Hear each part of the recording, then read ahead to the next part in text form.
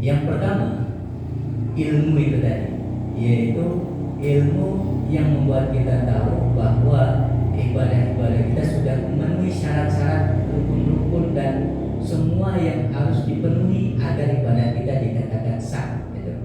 Jadi ilmu ini terkait dengan ilmu fikih, yaitu bicara sah atau tidak ibadah kita. Tapi ketika kita ini lahiriah Pak, ada ukurannya terlihat. Kalau bicara sah ya, kelihatan. Syarat rukunnya tadi saya sudah wudu, saya sudah menutup aurat, tidak ada najis, itu semua kelihatan. Secara lahiriah terukur bahwa ibadah kita sah. Meskipun ukuran ini masih banyak di antara kaum muslimin yang belum memahaminya. Karena fikih sholat ini baru bicara sholat ya, belum wudu dan seterusnya, itu luas sekali. Bicara rukunnya, bicara syaratnya, kemudian nanti yang membatalkannya dan seterusnya, itu harus juga didalami biar bisa memenuhi kriteria ilmu itu tadi. Agar dikatakan sah itu apa saja, itu memang secara lahiriah terukur kelihatan.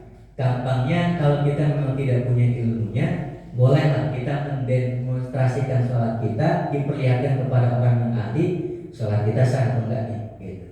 Ya kayak Nabi dulu pernah mengoreksi sholat para sahabat, ini keliru, kurang ini, begini dan seterusnya.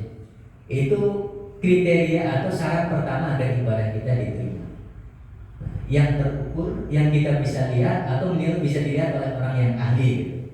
Yang kedua, biar ibadah kita diterima, itu harus ikhlas lillahi ta'ala. Nah ini yang kita tidak punya ukurannya dan kita tidak pernah tahu apakah kita benar-benar ikhlas atau tidak. Jadi sehebat apapun kriteria pertama agar diterima kita penuhi, para alim, para ulama itu ahli di kriteria pertama. Mereka sudah mengilmui, mempelajari dari kecil, menghafal di luar kepala syarat rukun dan itu semuanya. Artinya secara lahiriah sholat dari takbiratul ihram sampai salam semuanya tuntas, yakin, nggak ada masalah gitu. Tapi ketika bicara ikhlas, apakah sholat saya karena Allah? Apakah sholat saya karena yang lain?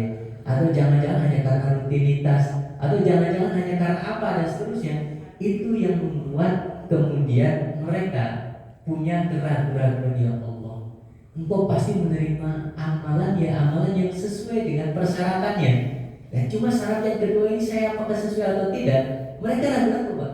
Justru ketika mereka itu saya itu ikhlas sekali gitu ya.